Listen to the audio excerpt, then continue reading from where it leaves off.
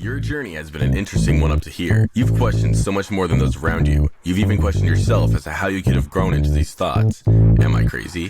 When did I begin to think differently? Why do people in general appear so limited in their thought process? Rest assured, you are not alone. The world is slowly waking up to what you already know inside, yet can't quite verbalize. Welcome to the Spiritual Dope Podcast. The show that answers the questions you never even knew to ask, but needed the answers to. Questions about you, this world, the people in it. Most importantly, how do I proceed now moving forward? We don't claim to have all the answers, but we sure do love living in the question. Time for another hit of Spiritual Dope with your host, Brandon Handley. Let's get right into today's episode. Hey there, Spiritual Dope. I'm on here today with Stuart Adams. As a native New Yorker, Stuart's career in the arts took a turn when he first experienced ceremonial plant medicine. Exploring the esoteric arts, he spent the past 15 years traveling the world, walking with a different plant medicine lineage, time on the Red Road in Peru with the Shipibo, studying sacred plants in Hawaii, and with the Colombian Tiatas. I'm guessing that's okay to say that way. Titus. I knew I fucked it up. He served plant medicine for years, helping people heal. Now he's here sharing his lifelong wisdom with students and clients, working with plant spirits, teaching the alchemy of prayer, and offering spiritual, shamanic, and integration guidance in New York and around the world. Through his chosen path of spiritual sovereignty, he continues to study and deepen his wisdom through devotional practice with elements, alchemy, plants, and the cosmos. Stuart, thanks for being here today, man. Thank you so much for having me. Well read. we give it our best here, right? Hey man, so it's funny, you kind of, I asked you if there was anything kind of coming to you today, and before we got this started, like where we might want to direct this. And you were like, I don't what's coming through just yet. So that's basically how I open it up. So I mean, let's see if there's something in there, right? Let's see, you and I are like containers for God, like cosmos, cosmic energy, source energy is always flowing to us and through us we'd like to hope, the betterment of humanity somehow, right? Mm-hmm. What do you think's coming through you right now at this time that people need to hear? Okay. Well, you know what? That's, something just came to me. So, what's really interesting is, that, this is a really good time to get your spiritual house in order. Considering everything that's going on in the world and how it seems to be getting like heavier and heavier, as far as like, people being very confused on what's going on and how to navigate it all. It's one thing after the next, and it seems to be amplifying at a very fast pace. So this is a really good time to really understand how to navigate from a different perspective than trying to think your way through things. So, through your intuition, connecting to that, understanding that you are oneness, in a deep study of that, what that actually means to you is really important right now, understanding the difference between the shadow and the light and how they actually work together for your evolution is a really powerful thing we can talk about. Like one of the things that I've been discovering is that, as I look at, it was like, I think it was like 5-6 years ago, maybe longer now, because I don't know. I was like in my practice, I was, really deep in my practice, but, I was still playing around a little bit. I wasn't like, I saw that there were things that I can tighten up and I can get a little bit more Hasidic about my spiritual practice, and I could really go for it, but I was like, I got time. I like my human side. I like getting a little bit messy once in a while. Maybe I'm just not ready for that yet, and, when COVID hit, I realized that this was a perfect time, so what I realized was that actually, as things got more intense, it was forcing me into a deeper practice within myself. So as like things got darker and heavier and more restricted, I deepened in my practice to create more freedom and sovereignty for myself, through my spiritual practices. And I feel like that's a really important idea now. It's like we look at things as like, oh, this is a bad thing happening, or this is a good thing happening. Things on the, instead of like being in the judgment of it, how can you work with all those energies to become more enlightened, evolve essentially, because that's what's happening. we're in an evolutionary process. Yeah. How was that for a good start? I'm in, man. Yeah, look, we got all kinds of stuff in there, right? I think one of the things, like, even as you finish up there, it's funny, right? The energy, or the direction that we take it, that's kind of our choice. It's just kind of, absolute, as it were. Or it's like the toaster. You choose what you plug into the electrical socket, right? And you kind of light it up. Getting your spiritual house in order, I love that just kind of idea. I don't know how it is these days, because I think once you kind of cross the chasm, as it were, into your spiritual self, right? You're like it's always been here. I've always recognized. You kind of forget like what the other side was like after, I think, a little while, right? Like, I'm thinking about it right now, but I still remember a little bit about, like, before times, where it was just like, spirituality, what the no, I don't nothing, right? Like, I think I heard you talking, like, if I talked to you 15 years ago, I'd be like, yeah, bro, you're gonna be out there talking spirit talk and like work the tobacco, you probably would have, laughed it off. I would have fell down laughing. Yeah. Right. Laughing. So, how can we, I think, get ahead of the spiritual mess, right? Like, I think that your practice is like, let's guide and get there through intuition, right? Which is cool and it's great. But you talked about the human messiness of it all, right? Like, how do we get ahead of it? Like, how do we get ahead of, like, not having to make it a dark night of the soul and just be like, just keep following the light, bro, right? Like, just stay on the lit path instead of having to go dark 30 and fall apart before you can come back together. Well, I mean, I don't even know, because I had to go through many of those dark nights to get where I am. One thing I do, I actually have this friend who's this incredible alchemist, an older master body worker. And he said something really interesting, that we were born into black magic, right? We were born into dark sorcery. So we've been born into dark sorcery. So, culture is very, it doesn't have, what I mean by dark magic would probably be magic with no heart. That's not from love. That's for egoic reasons, sure. For the benefit of small groups of people, or whatever it is, however you want to look at it. But I think it really would be the best explanation. The way I would look at it is that it doesn't have any heart, doesn't have any soul to it. It's kind of smoke and mirrors. It's putting all these kind of like desires and things in front of you, the drugs and the porn and all these things. So we're all like kind of born into that with no understanding of what the consequences are, and this is something that's been very powerful in my path, because I went down that dark path really hard, really like full on all the way.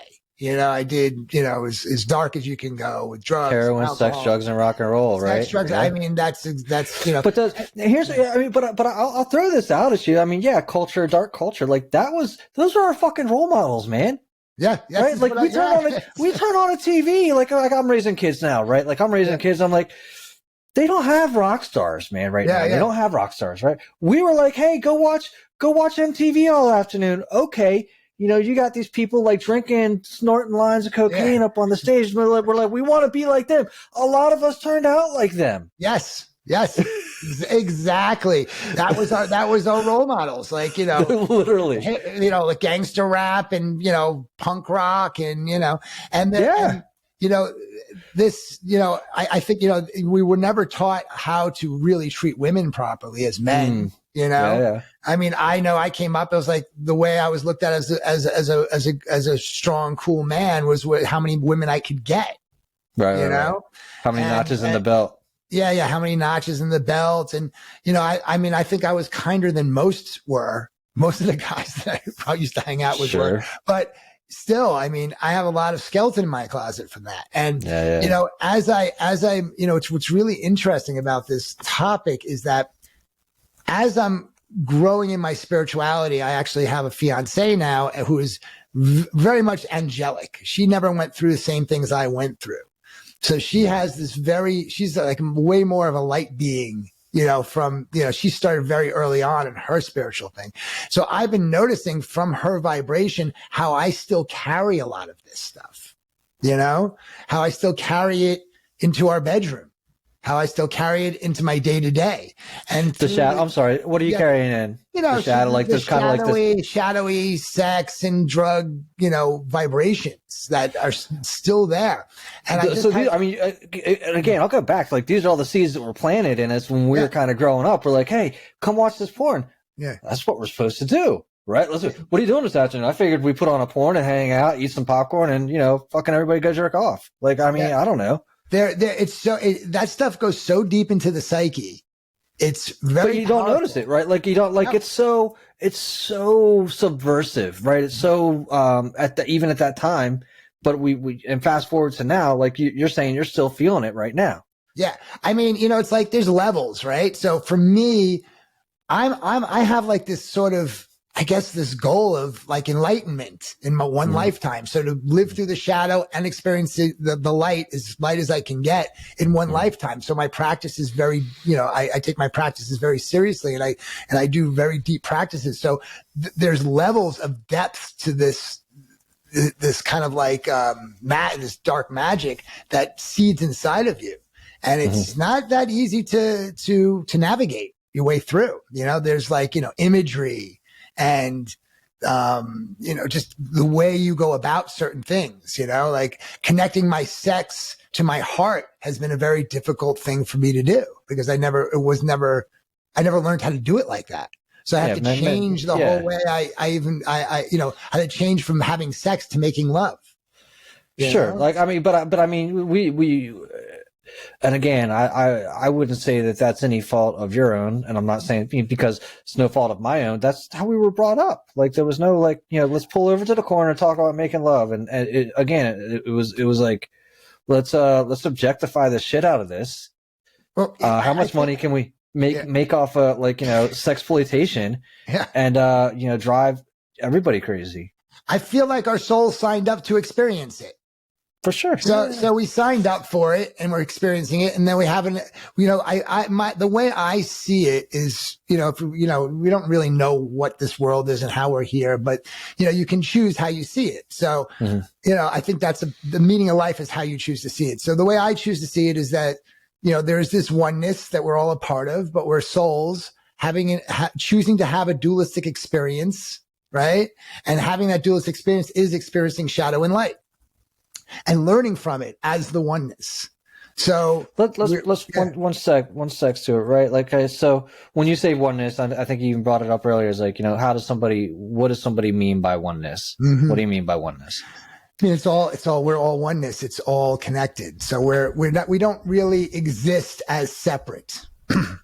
We're all connected to everything. You know, essentially we are God. We are fractal of the whole.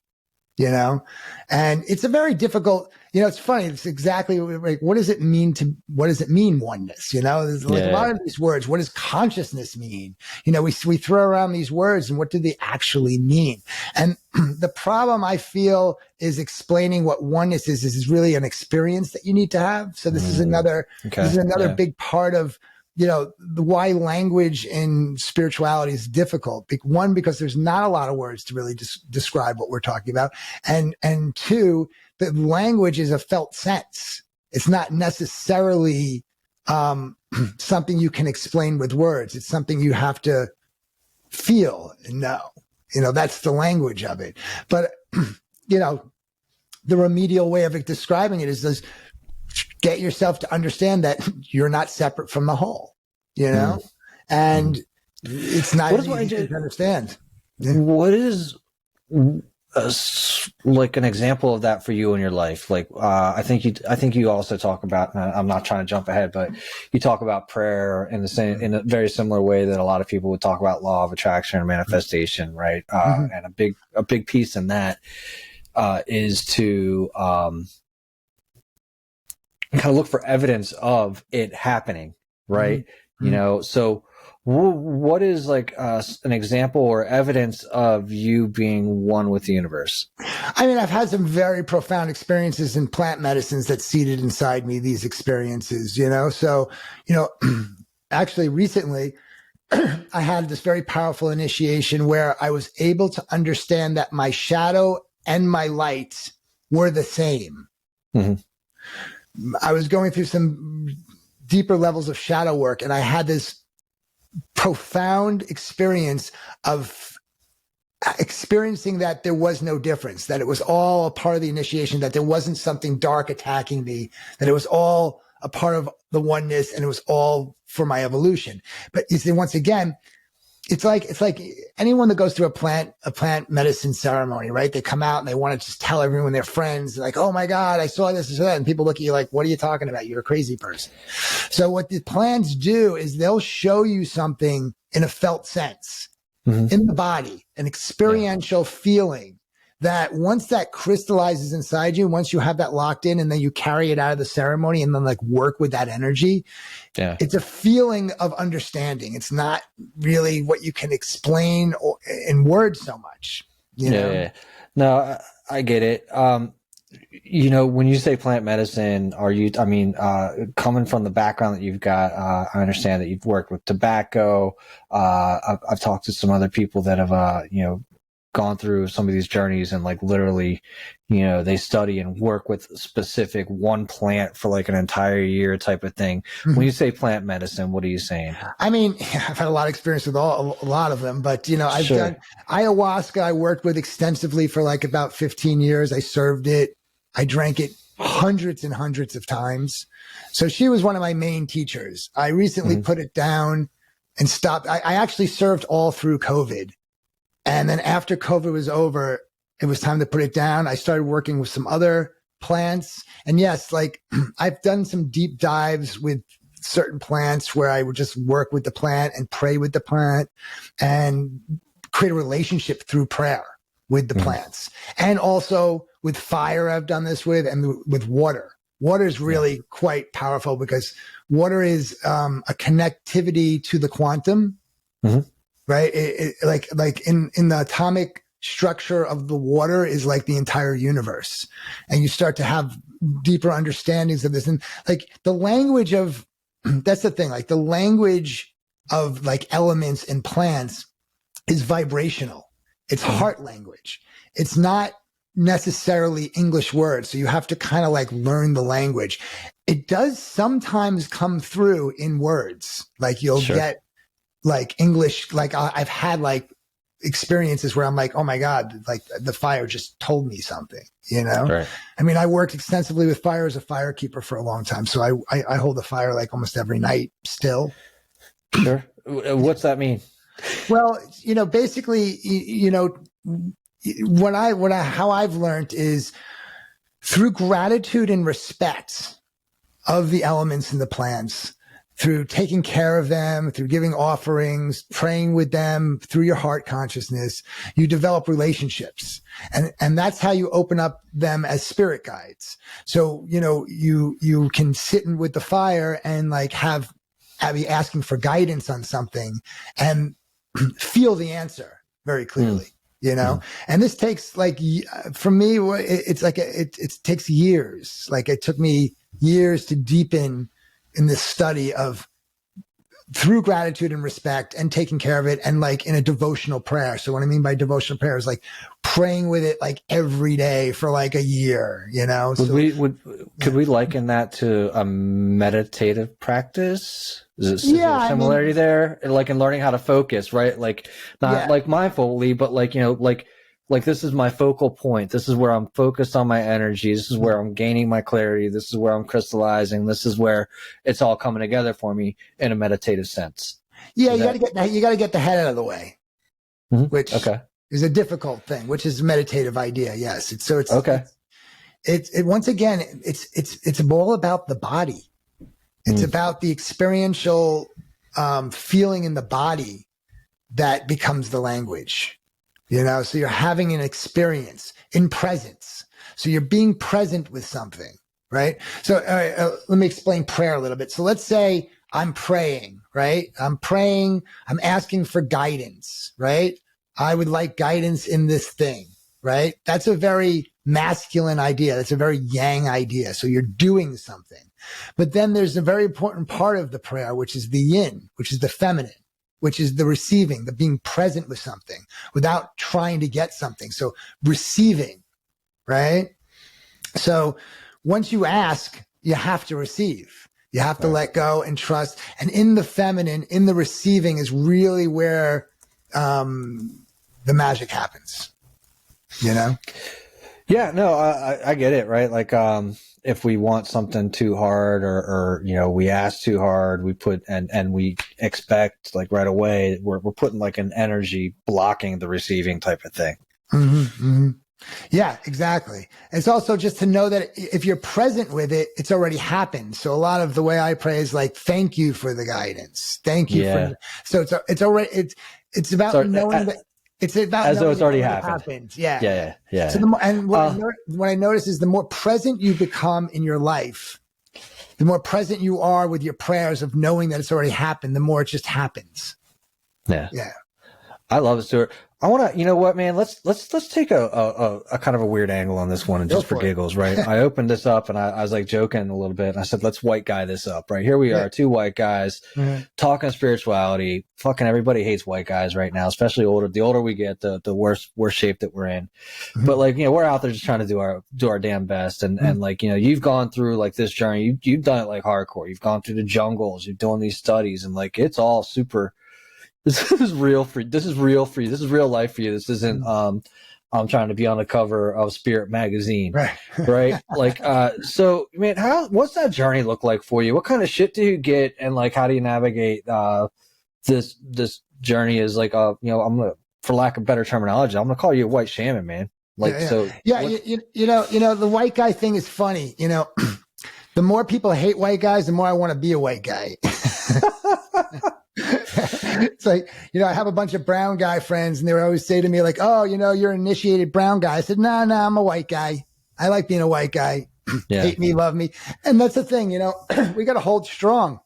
This whole masculine toxicity and white people are bad is ridiculous. This whole, there's a few bad eggs out there in every race.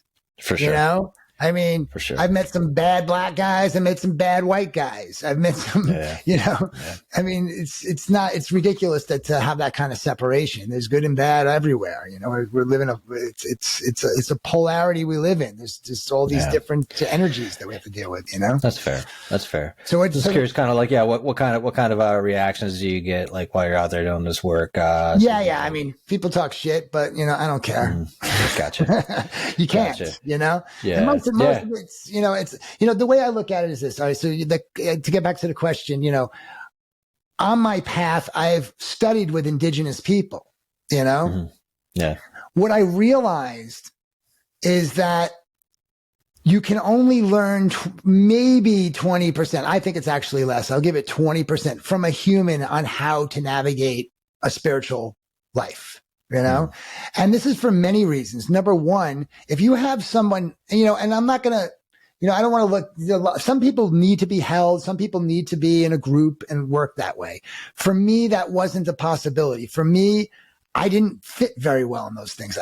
My journey is different. My journey is one of an independent worker, someone who's going, because what happens is when you work in groups, there are boxes, right?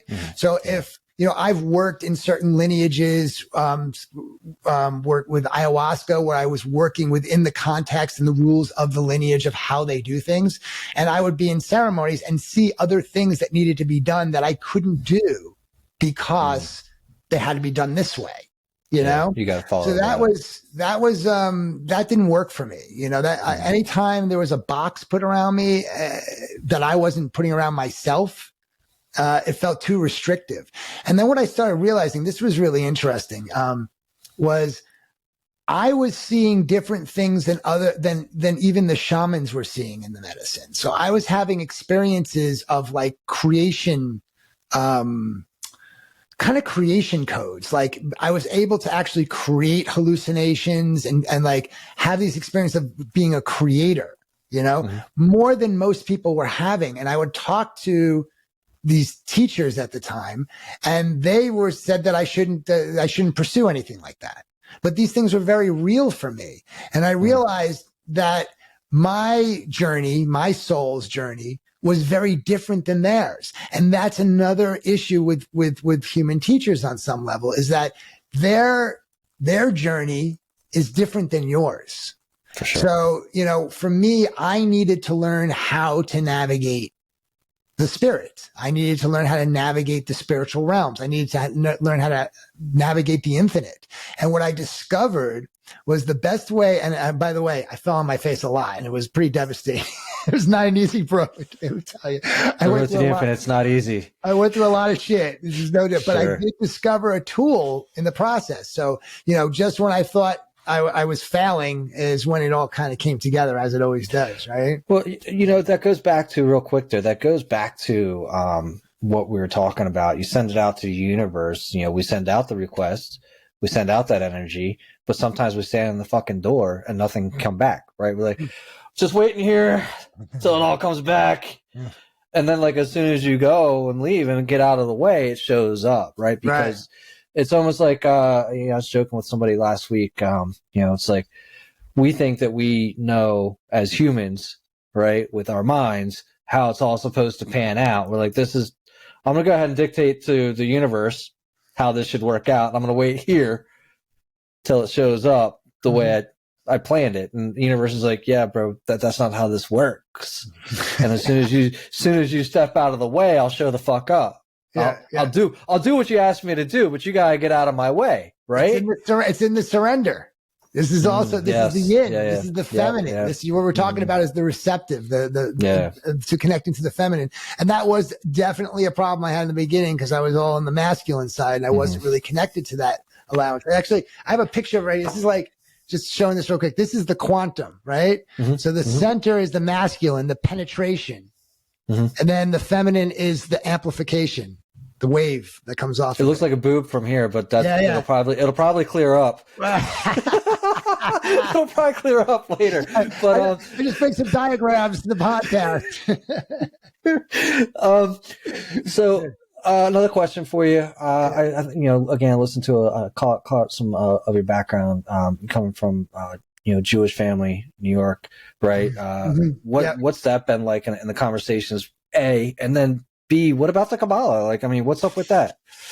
Oh my God, you don't want to get me into that, right? Yeah, man. Like, I mean, all right.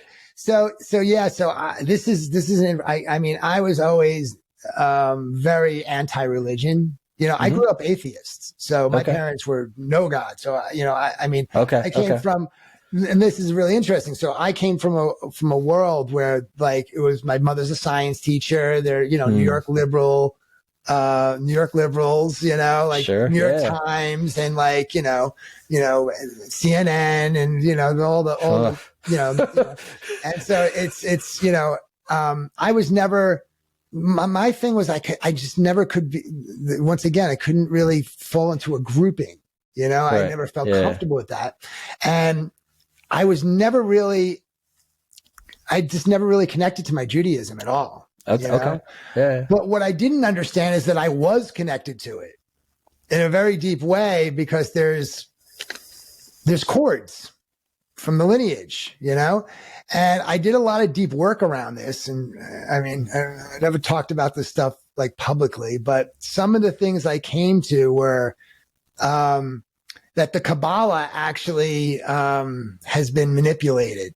And that's why a lot of the Jewish people have like what they call mishigas, where they're all in their heads. Yeah, I've heard that word. They're all in their heads, and they're disconnected from their bodies. And so there's like, so things got a little bit screwed up because they had this very, like, Jews were very powerful mystics.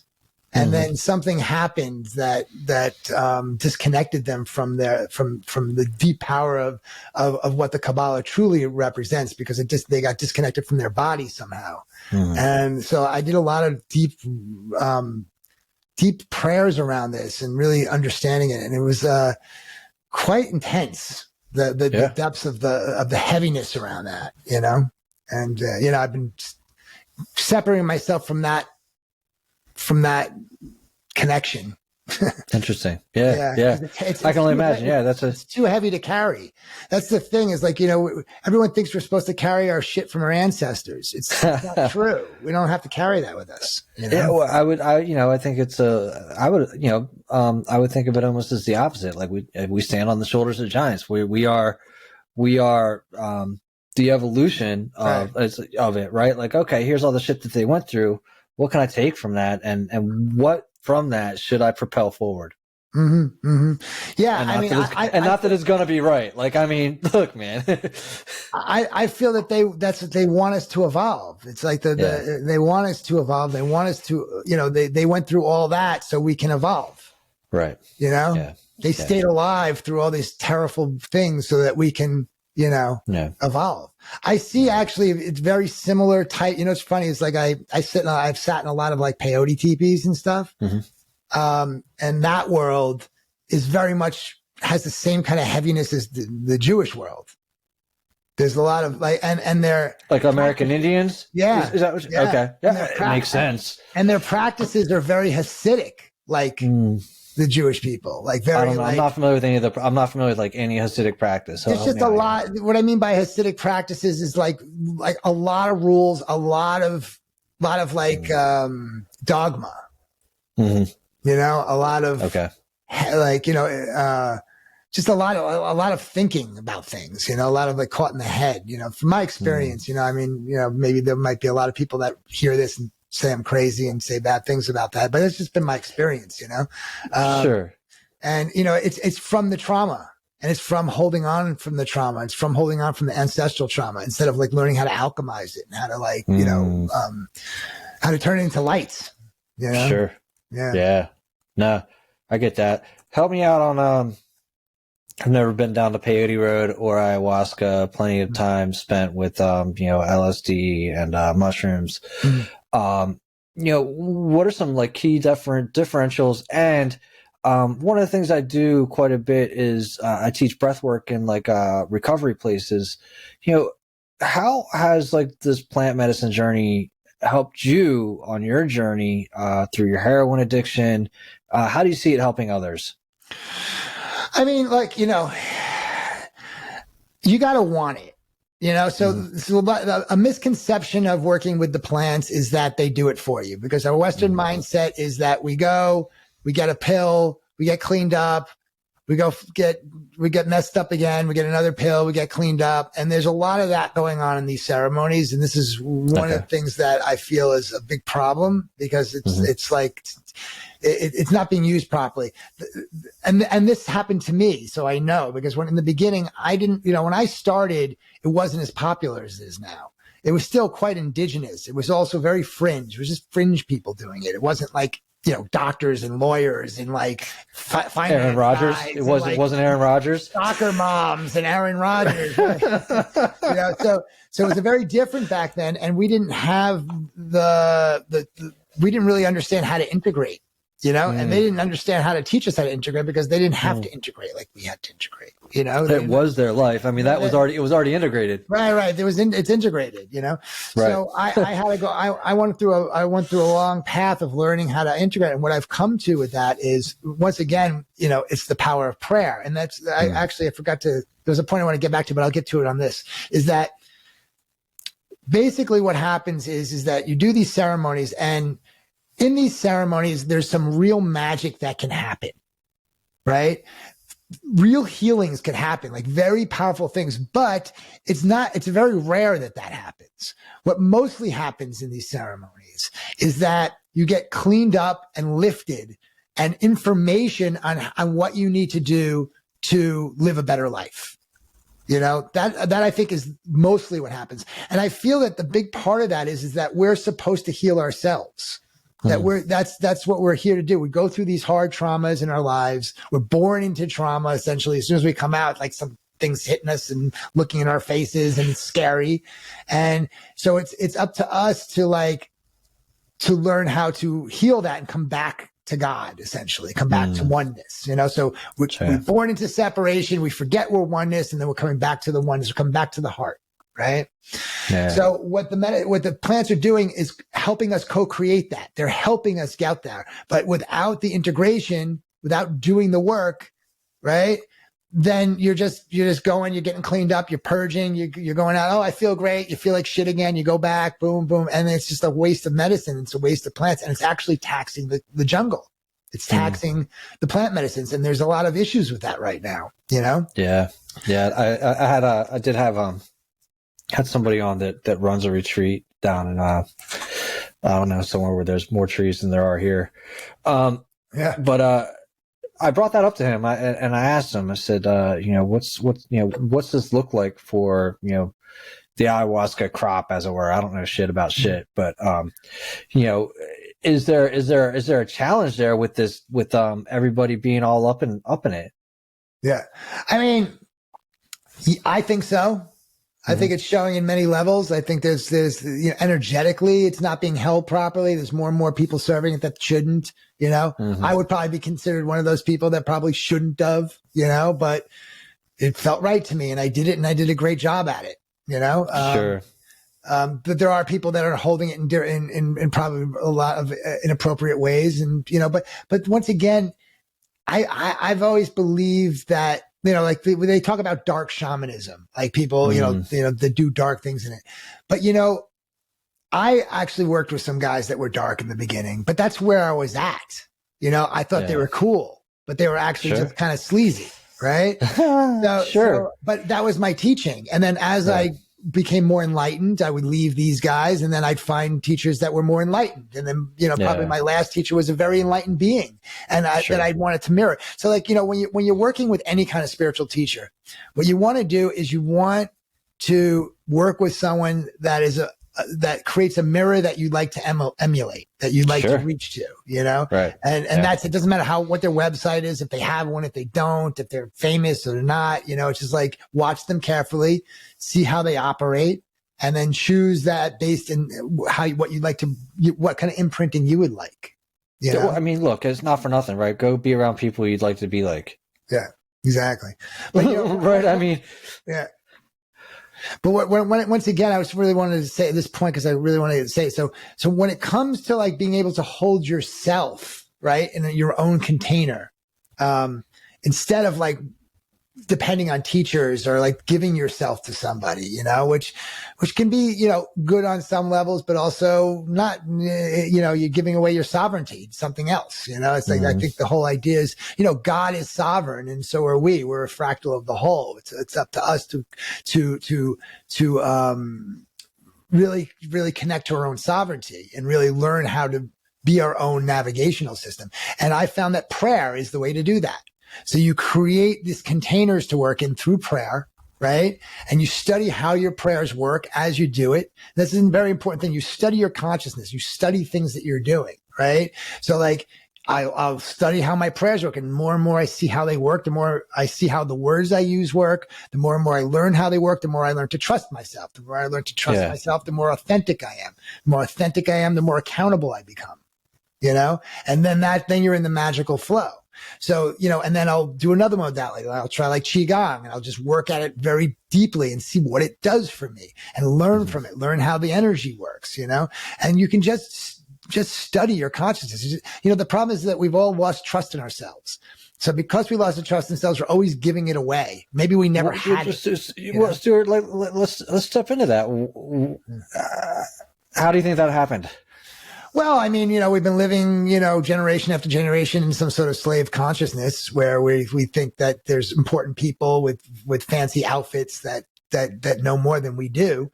But I think we're slowly learning these days that that's not really true, that the important people don't seem to be as smart as they say they are. And they seem to be actually quite scary in some senses and corrupt and sociopathic, and we're like giving our sovereignty away to these people and listening to them and letting them run the way we operate. And this is because we don't trust ourselves. And the funny thing is that most people that come to me as clients, That's what they want. Because right now, with fake news, fake everything, and now the AI, we're not going to be able to trust anything outside ourselves. Yeah, dog. I love the AI. What are they coming to you for? Like to find faith in themselves, or yeah. That's right now. That's a big one. Clarity and trust of themselves. That's been like, So in other words, what I do is I take people on an 8-week journey on learning how to learn how their prayers work, and they get different. Like I give them different exercise practices each week based on where they are. So in other words, this is the other thing I saw when you go to a medicine ceremony, right? You're hanging out. It's a nice, beautiful weekend. It's great music. You're eating food, you're purging, and then you got to go back into your regular life. And then you lose it all because you don't know how to integrate it. So what I do is I take people through almost like a 10-week, 8 to 10 week ceremony where they learn how to be in their spiritual essence in their day to day. Walk me through the 8 weeks. Yeah, so it's rather simple. The first week we just decide what you want. I work with guidance prayers first because guidance prayers are kind of easier to get to the point quicker because you're not asking for like something material.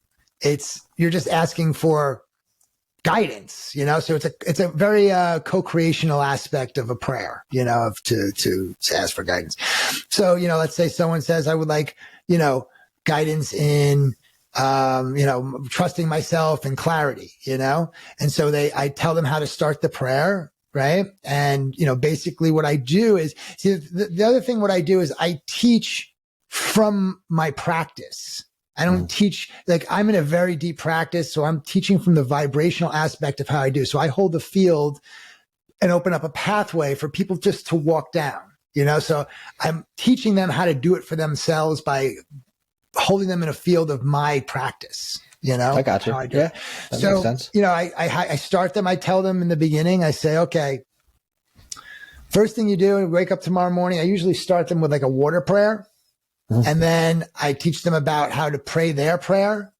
And then I tell them to do a meditation. Those are usually the 3 things I start with as a practice. And the reason why I start with the water prayer is because it's so profound because it gets them in their body. So like I tell people to hold the bottle of water, hold the glass of water, bottle or glass of water to their heart, right?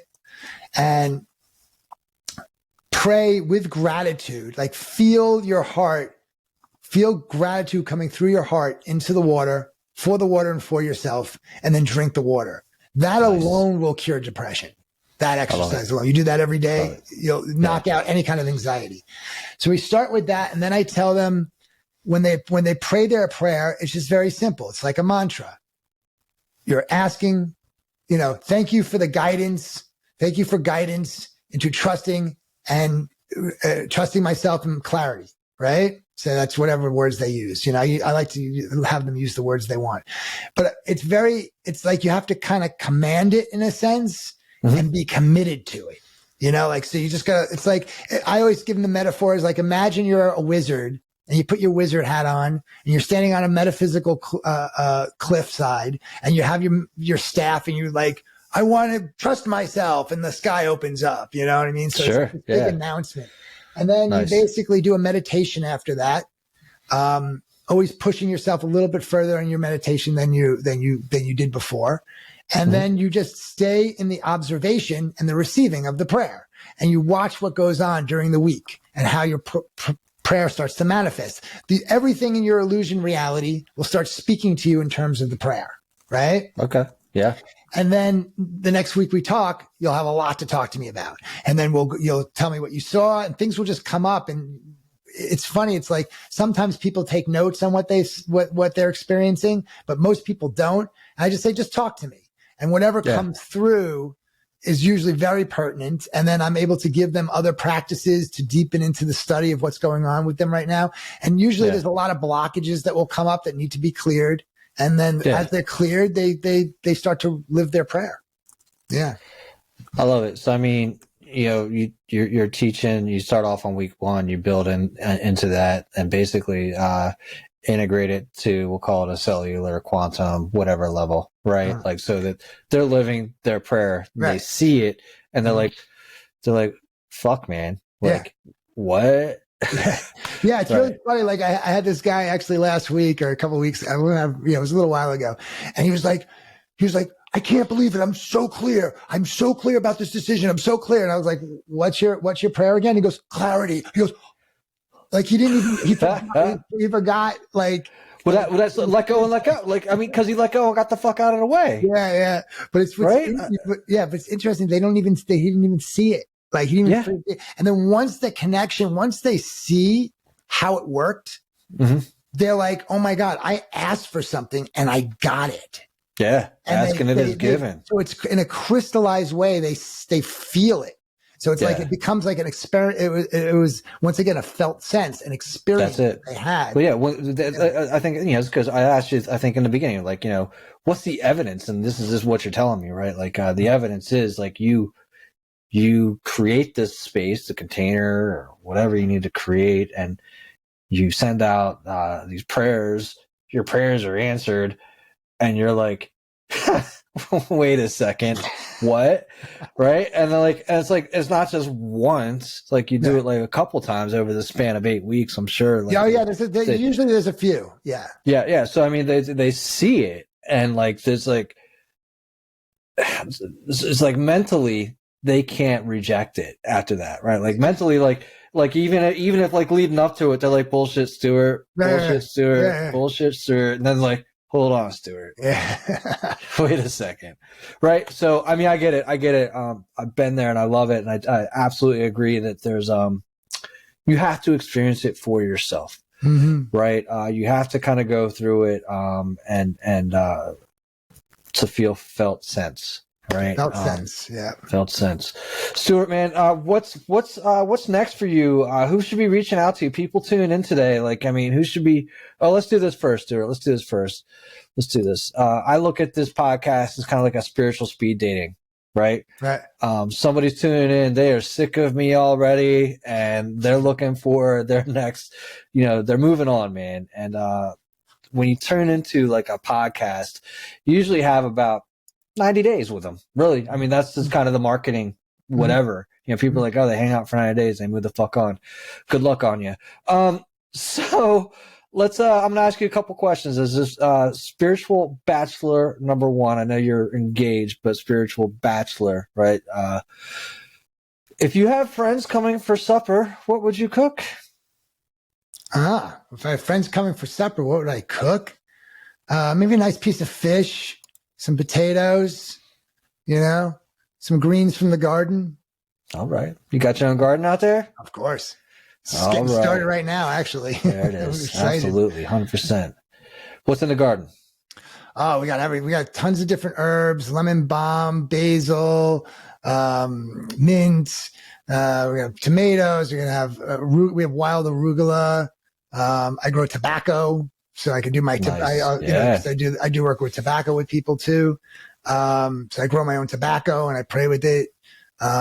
Cucumbers. Oh man. Yeah. I mean, squashes, we got it all. It's actually a pretty big garden. Nice. It sounds good. It sounds delightful. If a movie was made about your life, who would you want to play you?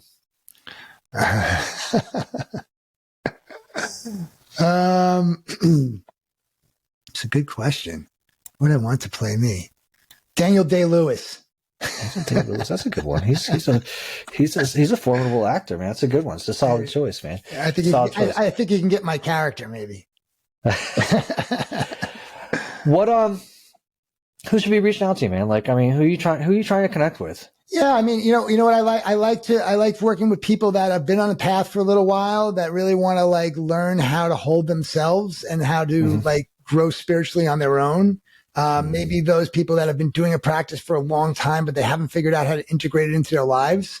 And also, on a side note, I do this work with tobacco as a way of clearing the addiction vibration out of the body. So if you've been an addict before and you're still kind of suffering with grabbiness, I can help you with tobacco. Tobacco actually clears addiction. So that's another cute little one we can talk about another time. I like it. Yeah. So the alchemy of prayer is learning how to create a container for yourself. And then, those two and the tobacco. Awesome.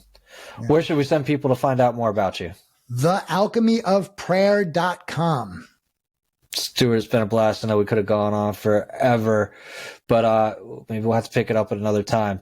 Thank you so much for being on today, man. Yeah, it was really fun. Thank you so much. This was a great one. I really appreciate it. Nice Absolutely. to meet you, man. Likewise. Thank you. Really hope you enjoyed this episode of the Spiritual Dope Podcast. Stay connected with us directly through spiritualdope.co. You can also join the discussion on Facebook, Spiritual Dope, and Instagram at spiritual_dope. If you would like to speak with us, send us an email through brandon@spiritualdope.co. And as always, thank you for cultivating your mindset and creating a better reality. This concludes the most thought-provoking part of your day. Don't forget to like and subscribe to stay fully up to date. Until next time, be kind to yourself and trust your intuition.